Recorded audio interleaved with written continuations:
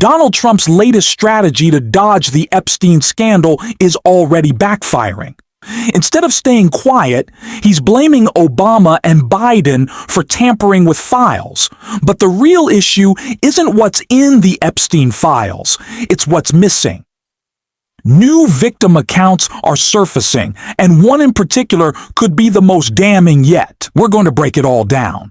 Now, before we can get into Trump and this breaking news story, I want to start with what Republicans are trying to cover up.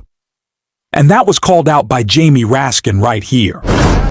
To give complete unilateral subjective discretion to the Attorney General. Can I have 30 seconds more? Here's the gentleman. To give complete discretion to the Attorney General to decide what should be in and what should be out. So it starts off by saying, whereas our resolution says all documents, records, and communications, theirs says all credible documents, records, and communications. Well, who's going to decide that? Attorney General Bondi, in conjunction with Donald Trump, who today said that a letter that he wrote to Jeffrey Epstein on his birthday, which is published, which has all of the indicia of credibility, is not credible. That wouldn't be included. Let's release the real Epstein file.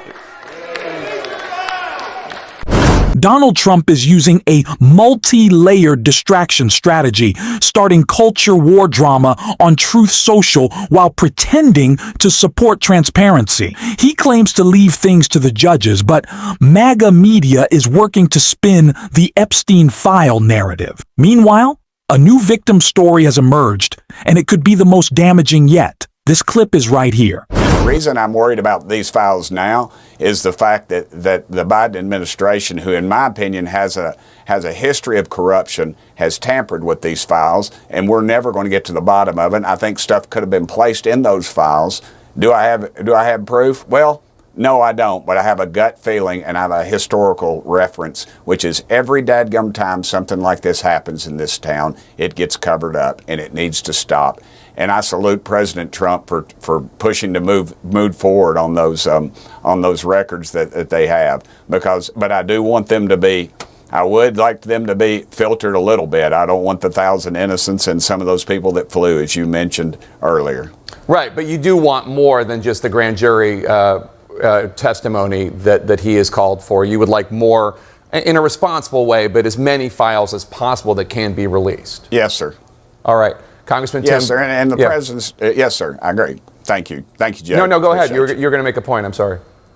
No, I was going to say the president takes a lot of heat for what he said earlier, but, you know. So it is Donald Trump's claim that this evidence has been tampered with.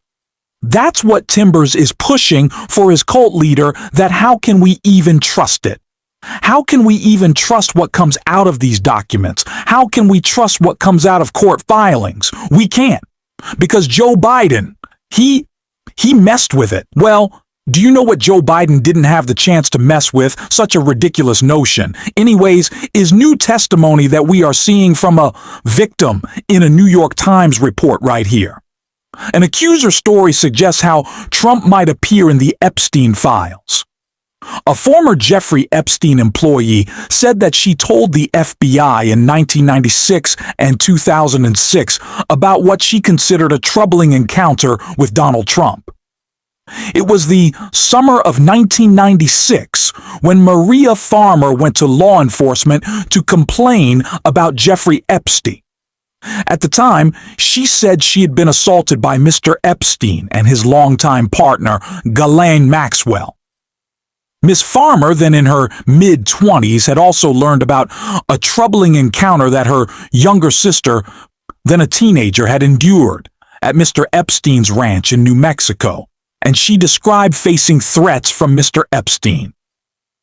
Miss Farmer said that when she discussed her concerns with the New York Police Department, then with the FBI, she also urged them to take a broader look at the people in Mr. Epstein's orbit, including Donald Trump, then still 2 decades from being elected president. She repeated that same message, she said, when the FBI interviewed her again about Mr. Epstein in 2006. In interviews this week about what she told the authorities, she said she had no evidence of criminal wrongdoing by Mr. Epstein's associates. But she said that she was alarmed by what she saw as Mr. Epstein's pattern of pursuing girls and young women while building friendships with prominent people, including Donald Trump and President Bill Clinton. The encounter with Mr. Trump, Ms. Farmer said, occurred in 1995 as she was preparing to work for Mr. Epstein. She said she told the authorities that late one night, Mr. Epstein unexpectedly called her into the office of a luxury building in Manhattan, and she arrived in running shorts. Mr. Trump then arrived wearing a business suit and started to hover over her. She said she told the authorities. Ms. Farmer said that she had recalled feeling scared as Mr. Trump stared at her bare legs. Then Mr. Epstein entered the room, and she recalled him saying to Trump, "No, she's not here for you."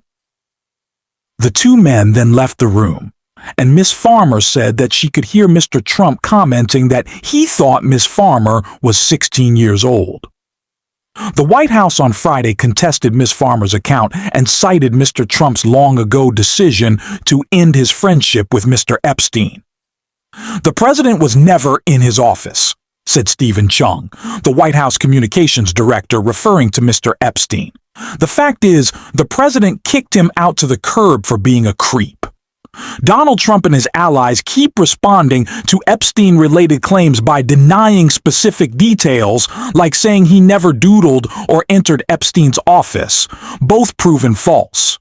What matters more is that even Epstein's own employee urged authorities to investigate Trump due to their visible closeness.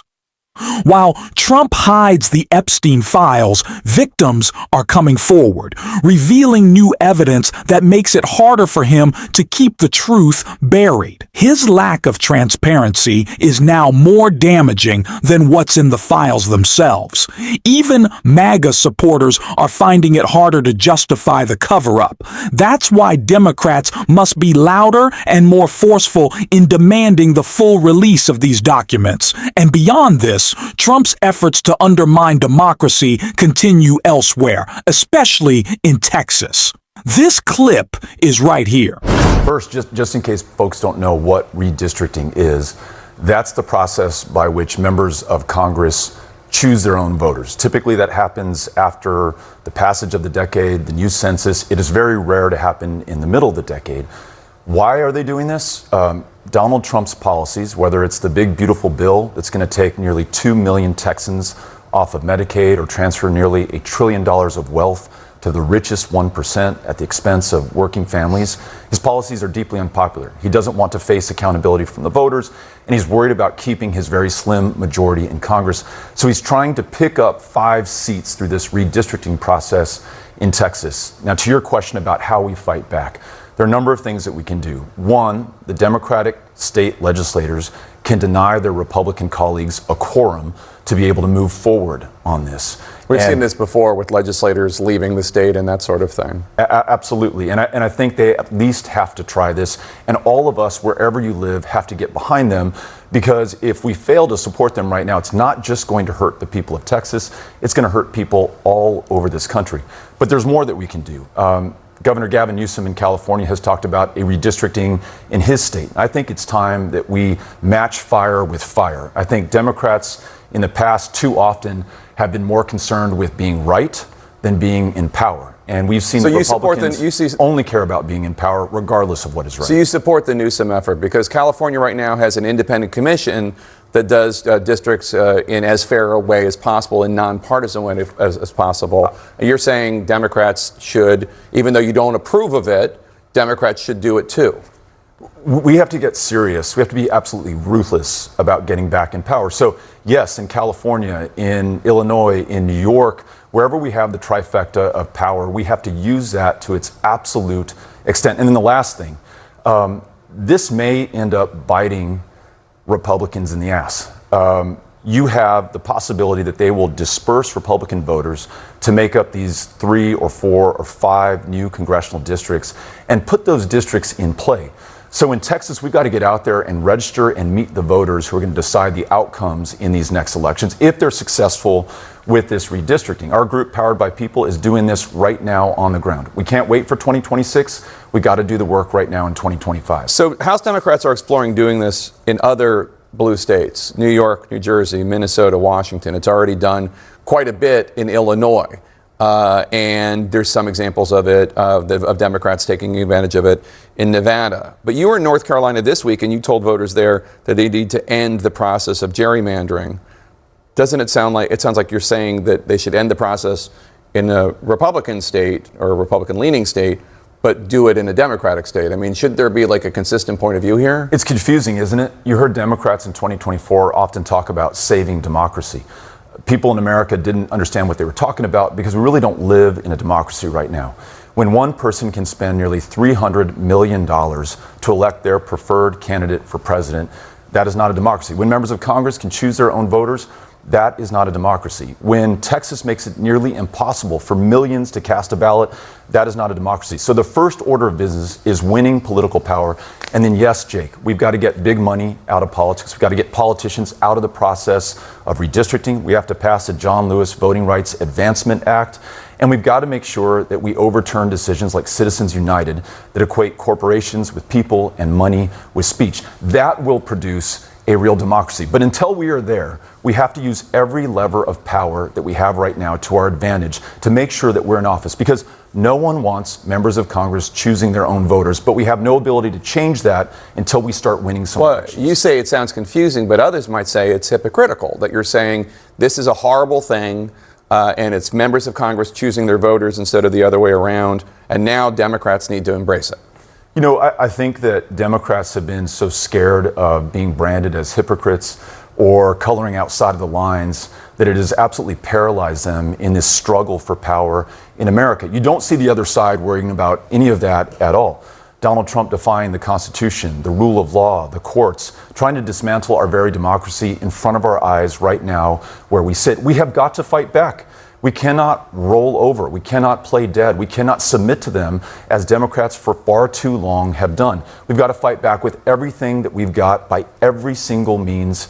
These issues, what happening in Texas and with the Epstein file, are deeply connected. We cannot afford to play by outdated rules of respectable politics. This movement demands that we be loud, emotional, clear, and relentless. Every lever of power must be used to make those documents public and to fight back. Whether in Texas, New York, Illinois, or anywhere else, and we are keep pushing for that on this show. And if you want to support that, as always, you can hit the subscribe button and leave a like on this video.